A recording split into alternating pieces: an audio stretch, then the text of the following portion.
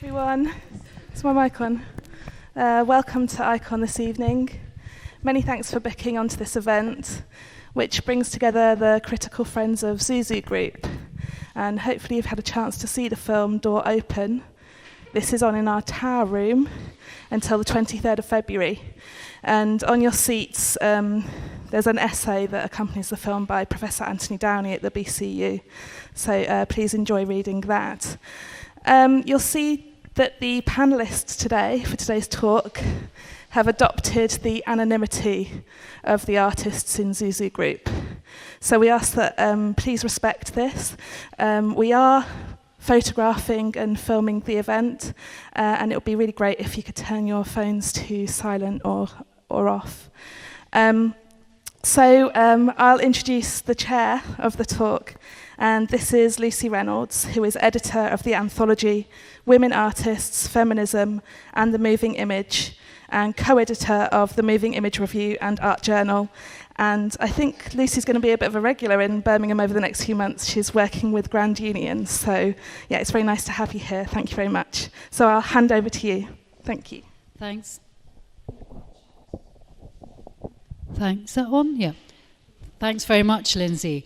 And thank you to the ZouZou Group for inviting me to, as you can see, quite an unconventional chairing situation here. Just to say, because it is quite unconventional, I'm going to ask a few questions generally, and the group will pick them up.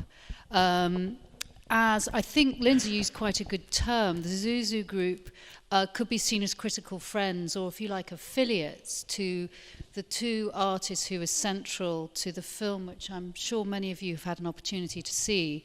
One of them based here in Europe, and the other based in Syria. So it's a great opportunity for us to address, I think, some of the very interesting questions that come out of the film, as much as anything else, about the process of collaboration and dialogue, and what it means to make a film which has political implications perhaps it didn't originally begin with. So what I'll do is ask a few questions for the group, and then open up to questions from all of you, and I'm sure that you'll have plenty. So really, the first question I had is a very basic one. Again, perhaps one that some of you will also have. So if I could just ask the group between you two to just maybe respond to the question of how it started. Where did it all begin, this collaboration?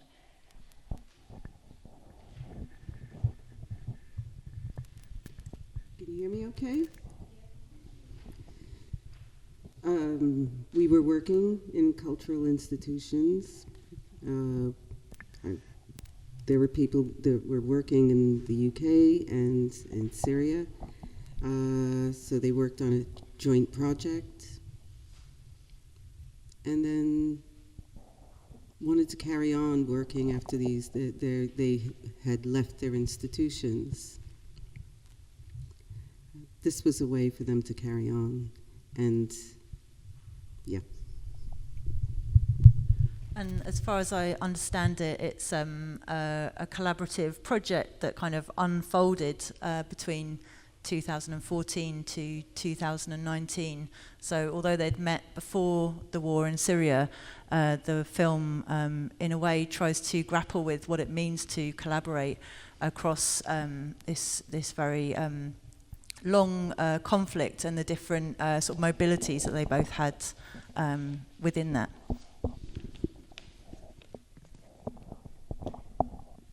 Anyone else have anything that they'd like to add at all? I thought it was interesting that they did eventually manage to meet up to make a final version together in 2019. And so maybe carrying on from that, maybe to ask some quite a formal question. Could any of you perhaps speak to the choice of a three-screen video work, and in terms of the footage itself, some of that is clearly taken in Syria, and some of that seems to be, looks like European cities.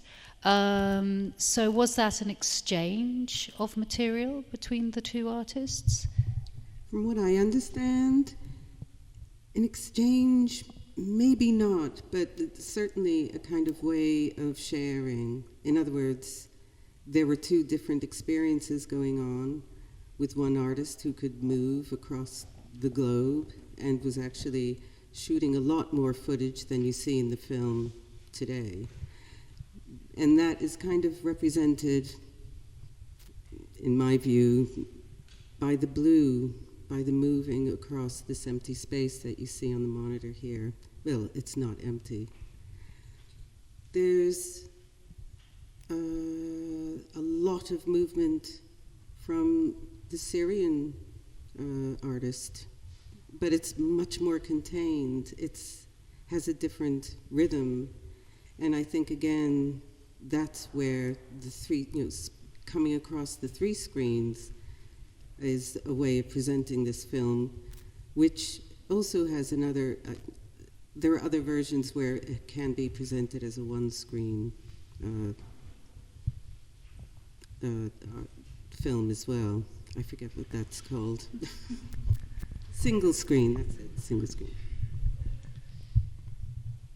One of the things that the conditions of the production of the film is that we're very invited to collaborate through the exchange of digital images in the present. So the format of the final work reflects the apparent facility that the age of the internet offers for collaboration and imposes on us, in a sense, through email and Facebook and all the other mechanisms that we have for digital communication. So to me, one of the interesting things about the film is the way that it reflects on both the capacity for cultural exchange and collaboration through the internet, but also manifests some of the limitations on those exchanges.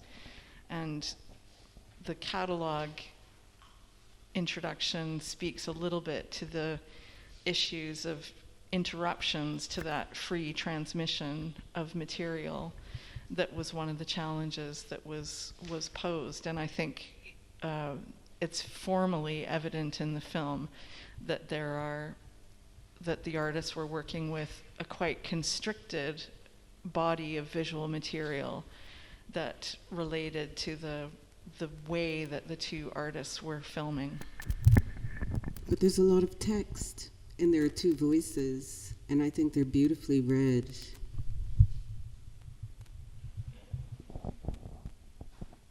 Any other comments that anyone from the group had?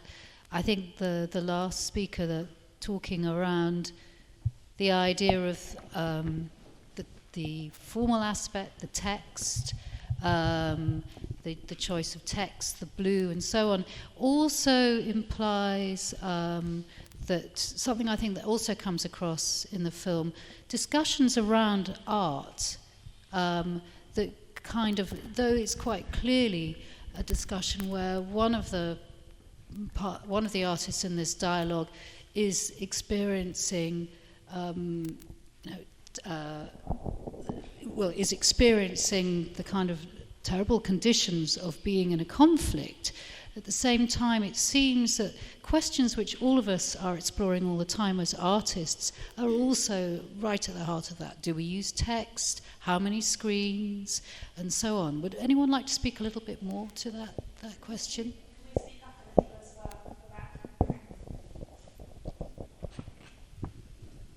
I mean, I guess what I thought about the kind of the use of the screens and the text and the layers of translation conversation is that it really gives the viewer a sense of the kind of the responsibility and the difficulty between the two artists of trying to present an experience of what it's like to be in Syria during this very this terrible conflict. And there's something that a Syrian artist says. She says, everyone has a special experience and a long story. And this sense of so many people's lives being affected, but also still trying to continue and see a line through, and often talked about in relation to creativity in this film, and the way in which the process of translating the poem from Arabic to English and the layered voices in that we can't, from myself, someone living in the UK, I can't know what it's like to be in Syria, but the dialogue that takes place really tries to allow us something of that experience in a way that's not sort of a cliched news report. No, I completely agree.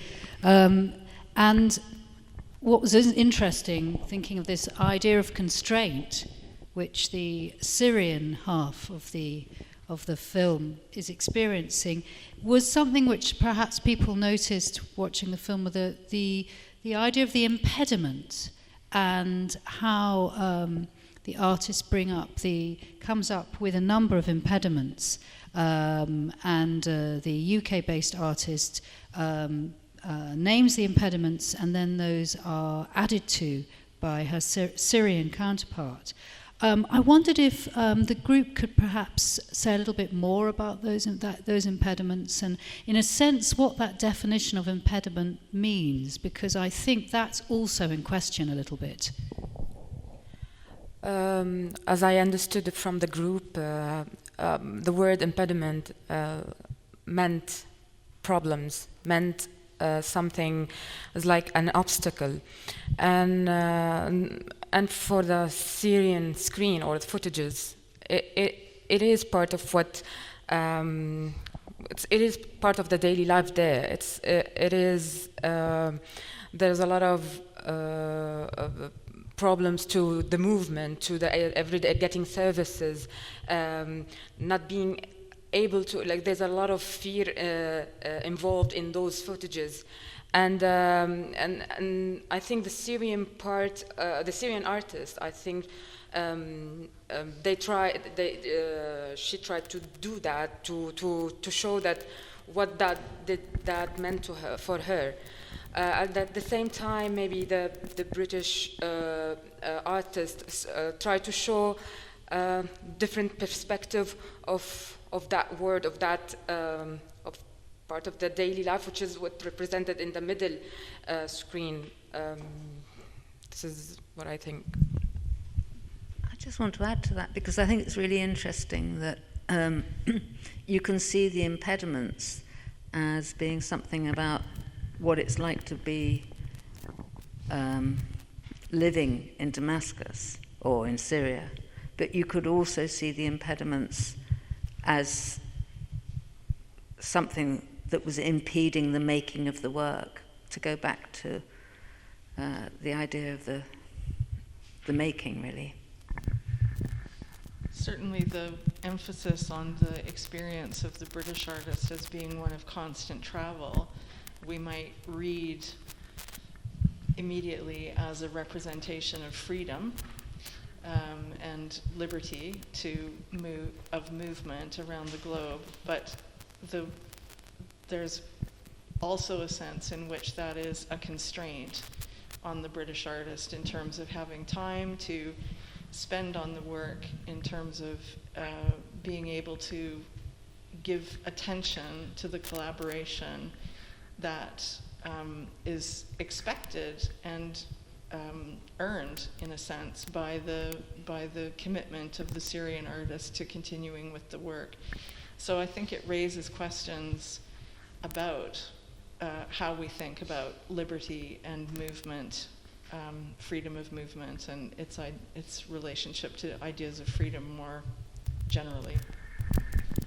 And also how a work like this can be shown, well, produced for a start, and shown, it's being shown in the UK, and so much of it is made outside of the institution. It's not as if these artists had any the kind of backup of a day. It's not.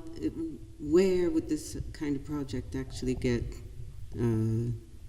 support from beginning to end? It starts almost as a kind of chance thing, and it was sustained against the odds, and then realized. It's quite miraculous in a sense, actually. But I don't know how much of this history we can actually talk about here.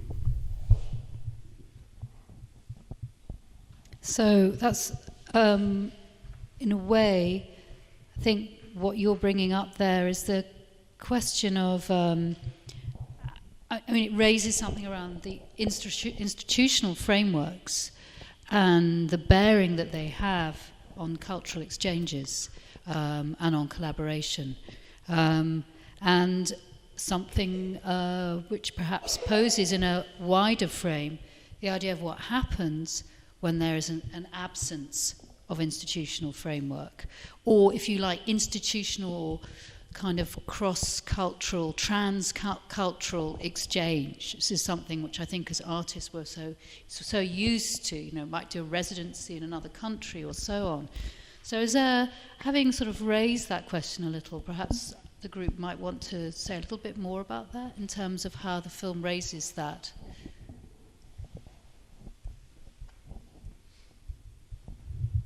There's the thing about friendship here, the importance of friendship, trust, certainly.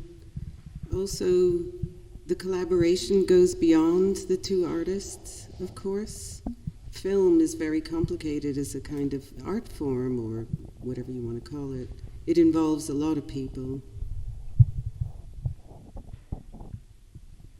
And there's an intimacy to a lot of the footage that kind of speaks to and fro between people who are friends, but also trying to find a route out for artistic expression, particularly for the Syrian artist wanting to get her images seen and understood, and not just seeing them as documentary, but kind of creative expressions in a time of war, and the kind of the poem and the images that accompany it, and the kind of the scenes that she describes in the film alongside the artist's conversations about how to, in a way, put them out in the world.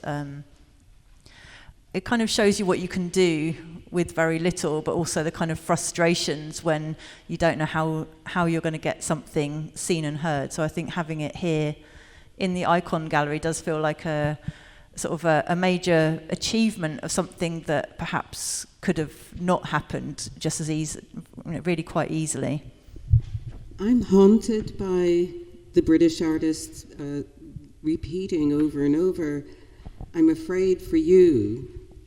I worry about you," meaning, you know, talking to her Syrian counterpart. Go on. Someone that's very interesting. We'll take that forward a bit. I think it's very interesting to see the different emotions between both artists. It's like how they meet for being the safety of themselves, but at the same time collaborating for doing something artistic in the time of conflict. It was really interesting to see the kind of emotions and that you can pick up from watching the movie itself. It was like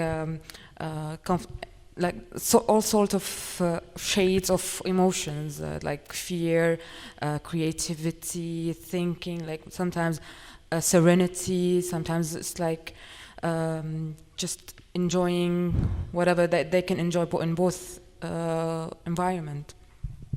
Something that somebody who is also an affiliate, who isn't here today, mentioned, who she's lived in a city at war herself, and I was really struck when she said that the Syrian artist's footage is frenetic in the way that everything, if you're living in a city at war, things become very manic.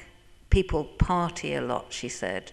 People have wild relationships and things like that. And I just thought, I suppose I'm relating that a bit to what you were saying about the institution and how when the institution of government is actually about surveillance and murder and purveying war, but particularly about surveillance, then maybe there's a kind of, it's not just the fact of war that makes it frenetic.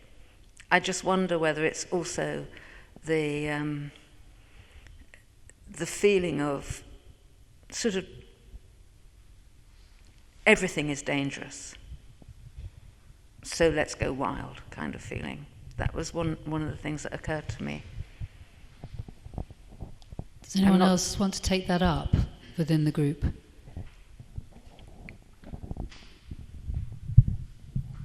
Well, I was struck by what the Syrian artist said about people staying in and reading and drawing and sort of finding these kind of links to making and sort of thinking that allowed them to kind of keep going. So there's different sort of moments of resistance and sort of complicated scenes within the film, but the Syrian artist says that she doesn't want any pity. And what I thought was really interesting was this sense of all these people trying to sort of keep going alongside, you know, kind of the two brothers playing music on different corners, and the kind of the scene in the schoolyard.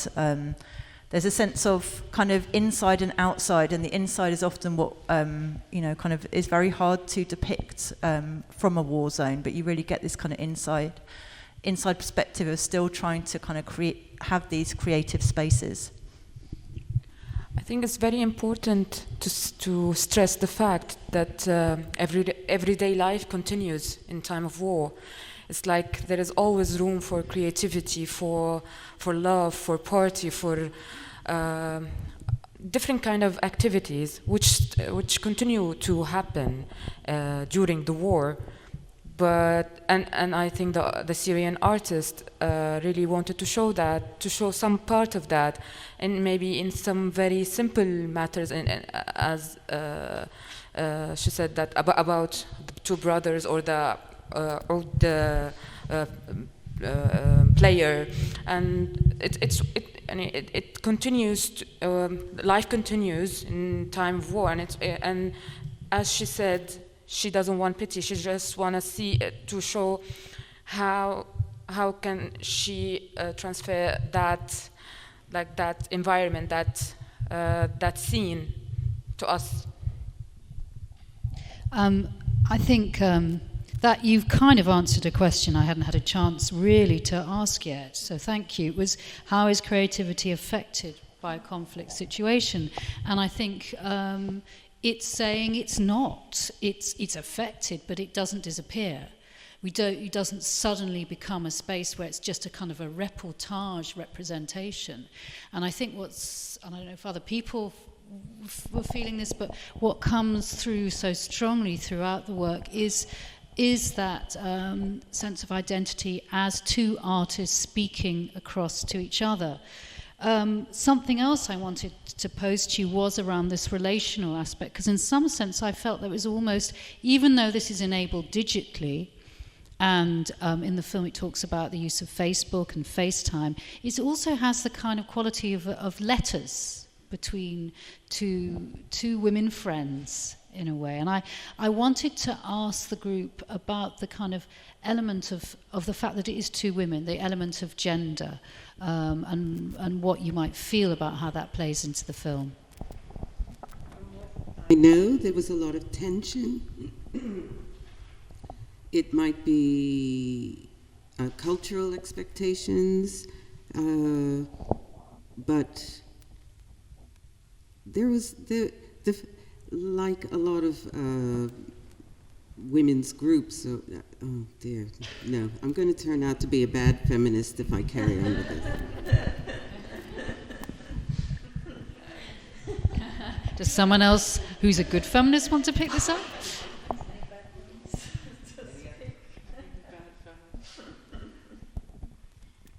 You could be a critical feminist. Maybe even just leaving the word out, if that's possible to do. My sense is that I never like to essentialise, but I think what you get here is that sense of doubt, uncertainty, this kind of backwards and forwards between the two women that kind of feels that you get this real insight into a female friendship and a willingness to share the moments where kind of the British artist feels like, is she becoming an embodiment of the West or not? Like, how can she represent her Syrian artist friend in a way that feels adequate, really, and not sort of kind of becoming like a sort of stereotyping what she wants. And the Syrian artist has a really kind of robust kind of response to it, and kind of just wants to do something, and having to get these experiences out there into the world, and not editing that out and actually centralising that as part of the film is something that I really don't think I've seen in much kind of attempts to represent kind of experiences of conflict or memories of conflict. And also this kind of focus on children, and their experiences, the description of the workshop the Syrian artist conducts with children, and they continue to draw throughout the bombing. And that is just an incredibly poignant kind of sort of experience that is shared and is so unlike the kind of pictures of war that we see often. Thank you. And I found myself noting down what the Syrian artist says: we are partners in art and humanity. And when she says that, it almost seems to be a point at which she's reassuring the British artist that it's okay, that even if they in the West have got the sort of freedom of movement and expression that not open to her, that nonetheless they still have a relational experience. Was there anything else anyone wanted to add?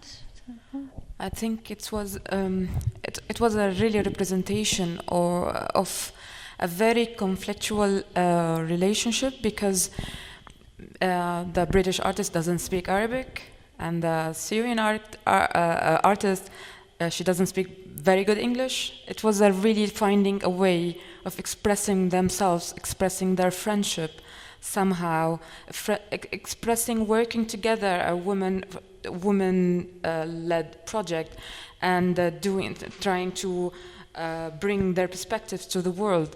I think it was really amazing capturing that, and the lines here and there, the footage themselves. I think they are quite a representation of that, which I really like. Yes.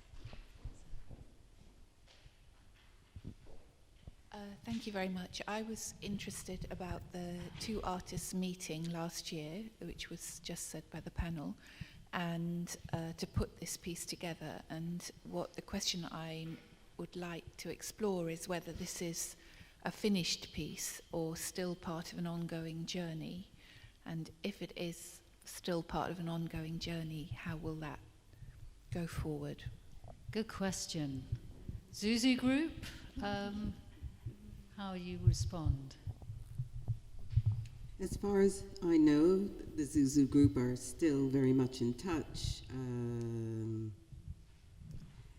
there's a lot of unused footage, perhaps, that's might be a future work, but I think the nature of film is that you create one work out of one moment. I'm not sure. Are there any plans to show it, if possible, in other parts of the UK or Europe, perhaps? I think so. I think this relates also to the last question. I guess the implications of anonymity have been had much bigger reverberations than the artist's first thoughts, and actually, it's quite nerve-wracking, and even the process of the film being made took a long time, and I think it was a long time until it felt finished, but there is an attempt to still have within it that sense of unfolding backwards and forwards, moments when they couldn't speak, moments of connection. But I think both artists would really like this to be shown more widely, and that was one of the reasons they kept going and didn't give up on it. And actually being anonymous makes it quite hard to put it out there without it sort of being easily connected to them. So it is a process that is sort of unfolding for the artists in terms of circulating it now, even though the film itself, as far as I understand it, is finished. So was the artist in Syria, is she very keen that it gets shown and that the experiences that she's undergoing in Syria are in some way conveyed? I think there's, as I understand it, there's much more. I think she has much more interest in showing it in Europe and Western countries.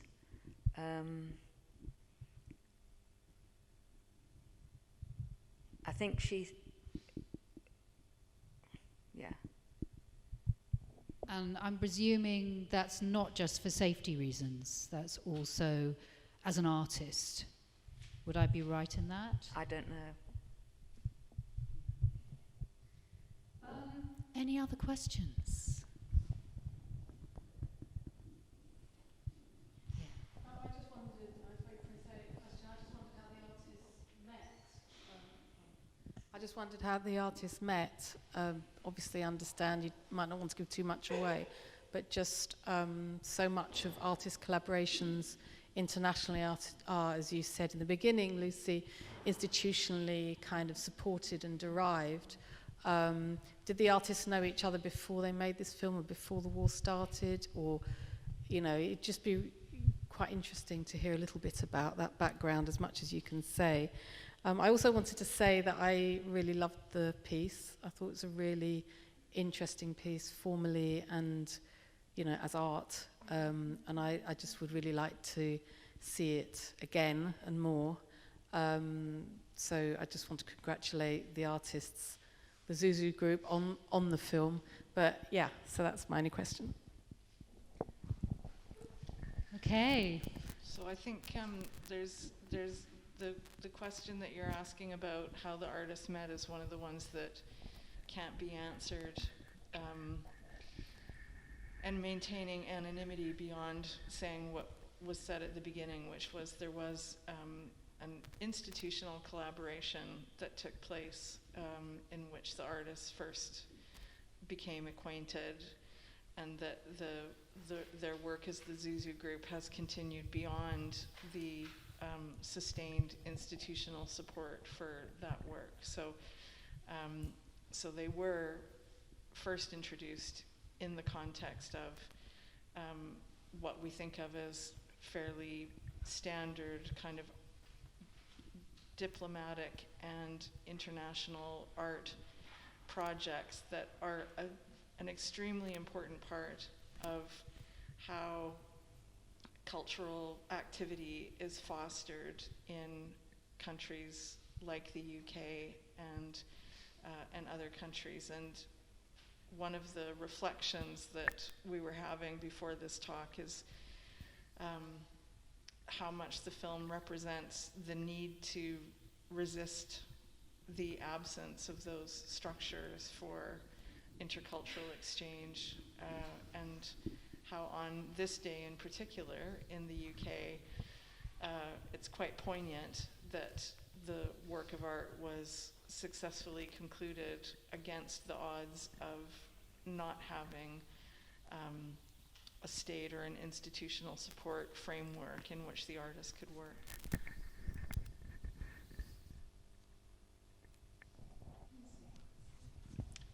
Can I just add something to that? Just to say that I think at the end there are some credits. For instance, the Arts Council and so on. So there may have been different types of institutional support that helped make the work get made. That's about getting the work getting made, but the impetus, I mean, that was a labor of love.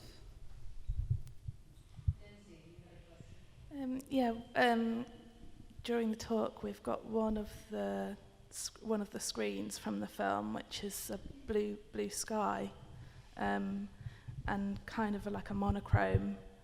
And I was just wondering if there's something around there's also, as well as the dialogue, there is the soundscape as well within the film, which is very gestural.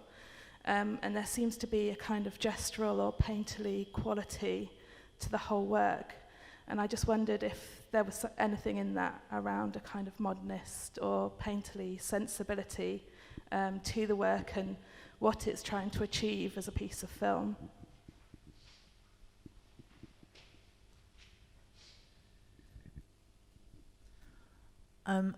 I don't know how the artists approach this, but to me, it is an incredibly beautiful and evocative way of presenting these different perspectives, and they are connected by this aerial view on the sea, which kind of contrasts with the very constrained views filmed by the Syrian artist, and this sense of this sort of sense of not being able to film the horizon, and the use of text not just as a voiceover, but as layered through text and audio, I think just helps us to understand the materiality of the exchange of images and ideas that are going on throughout the film, rather than just kind of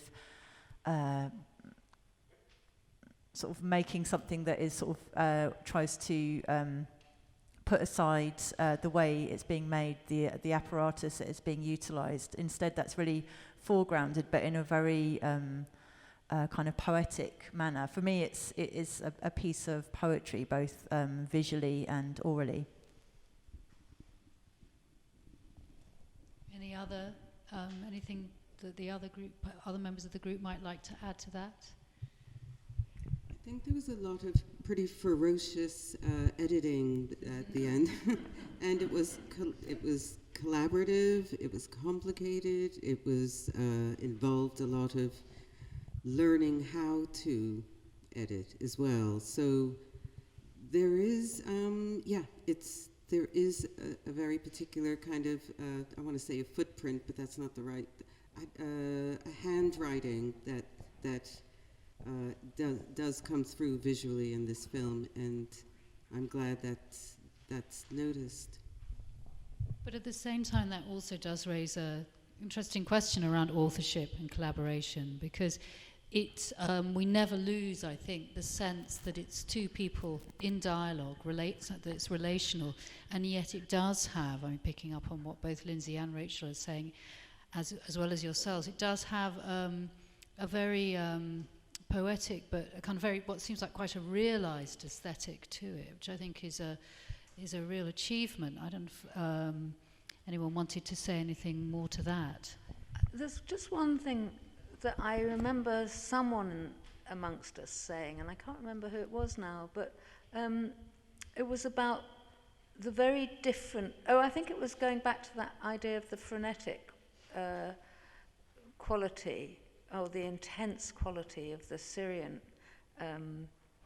film footage, and what a contrast it was to the other. I don't know, I remember somebody saying something about how they both had their distinct sort of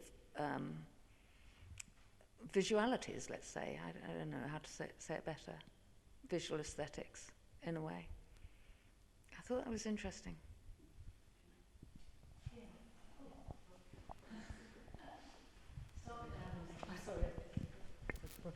Actually, I wanted to ask a question that kind of followed on from that, which is that distinct aesthetic between the very shut-in kind of feeling in some of the footage from Syria and then the blue sky.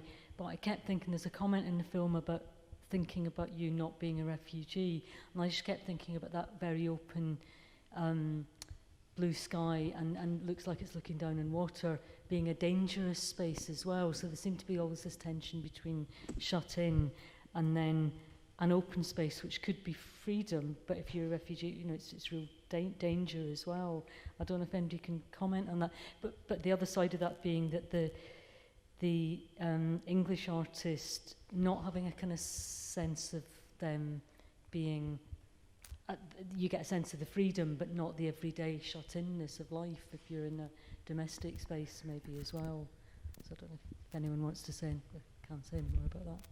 I kind of agree, but I also think that, like, for me, one of the most fascinating bits of footage is the footage in the airplane seat, and actually how much that replicates a sense of a quite constrained domestic environment, even more constrained, in fact, because when you're in an airplane, you're in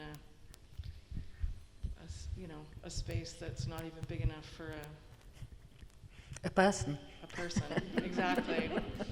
So I think there is and I also think that the film, the bit that is being screened here, which I believe is actually a view of the sea, as you say, although because it's reflecting the sky, it also looks like a view of the sky. There is a theme around disorientation in space that is part of all of the footage, including some of the opening shots provided by the Syrian artist are included as upside down, or the film that's taken looking into the rearview mirror, which is a classic constructivist type perspective to take a photograph from. So to me, it's actually very mixed, the ways that the different artists approach the idea of space and orientation in space.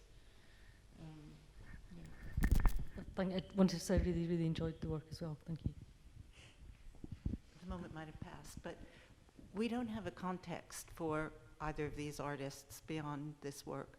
And I wondered whether this was a medium each of the artists was used to working in, or whether in addition to the collaboration being something new, the medium was as well, and what the implications of that were.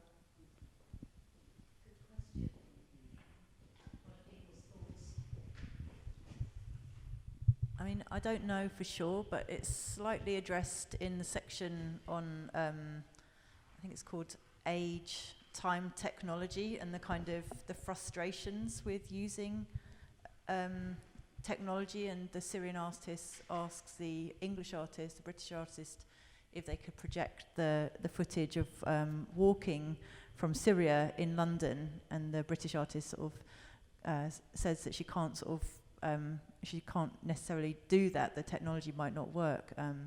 There is a sense of these screens being used not necessarily as kind of specialist filmmakers, but instead as like the tools that are to hand. But I'm not 100% sure about that. That sounds pretty good, because that is about the digital tools. And, we do have the screens in front of us wherever we are, whether it's a mobile phone or a computer. I think. Were you going to say something? You said. It's slightly off topic because but I think your question also exposes some of the complexity of making work anonymously in terms of art production, because how much we have the expectation that we can take a work and contextualize it in the biography of the artist, and how important that is to how we read works is being refused in this case. And to go back to the first question around anonymity, I think there is, part of the interesting consequences of the anonymity of the artist is how resistant, in a sense, the work becomes to normal forms of artistic exhibition, interpretation, appreciation, reviewing, all those processes that we normally apply.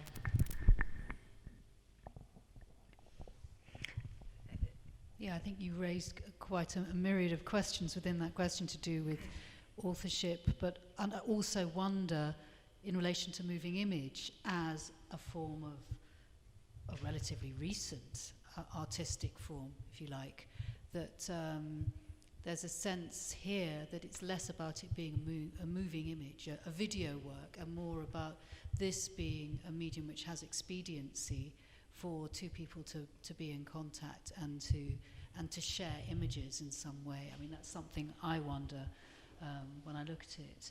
But at the same time, it still holds together as an artwork where you feel that both share, and I guess this is sort of a finishing question for me, that both share an underlying understanding of a kind of art culture, which is a Western art culture in some sense. I mean, so one of you mentioned constructivist earlier, but I feel that it seems that across both artists there's that understanding of a certain perspectival, even if that is, even in the refusal to use the perspectival, the sense of an understanding of modernism, if you like. I don't know if anyone would like to comment on that at all. I'd like to just go back one, if you don't mind, just as a point of information, because about the question about the film, the filmmaking. I think one of the things that is interesting is that in the Syrian film, there's a bit of footage of one of the films that the Syrian artist has made, and I think there is a sense that both artists, as the others have said, both artists are working in a continuity of using a kind of pragmatic approach to a medium. It's underpinned by text and the readings, though, so that and I think that's important too, because that brings it back to what can be communicated even more quickly, maybe, or a deeper kind of exchange. Something else about the fact that the Syrian artist was teaching the children to look at their landscape as if it was painted by Paul Klee. So there's a kind of distinct, many cultural distinctions, but many cultural overlaps. Overlaps. I know we've got I've been given the sign, we've got 2 minutes, and we have one hand up for a final question. I was just wondering, in relation to this idea of disorientation and spatial disorientation, in some ways it felt very orientated in the sense that the different screens, each artist had a screen, and there were very kind of separate spatial relationships and formal relationships to the rectangle in each of those films, and it would have been quite interesting to think about how it might change if there was more of a kind of movement across the screens. So I was just wondering why that decision to keep each screen, or certainly two of the screens, pertaining to the different footage, and then being told about it as well. So it's obviously quite important that we know that one screen is Damascus and one screen is by the non-Syrian artist who's, so I just wondered if anyone had anything to say about that. It kind of places people.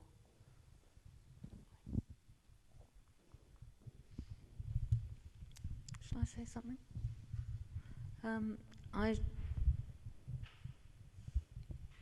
My understanding is that it very much, I think,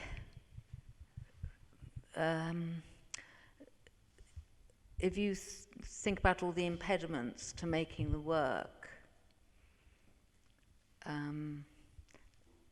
I think that to have made it go in a more combined way, possibly you would have needed to be able to get over some of those impediments,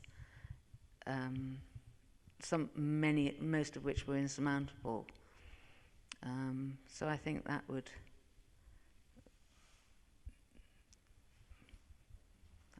might help to explain it anyway. Any other final thoughts? Yeah.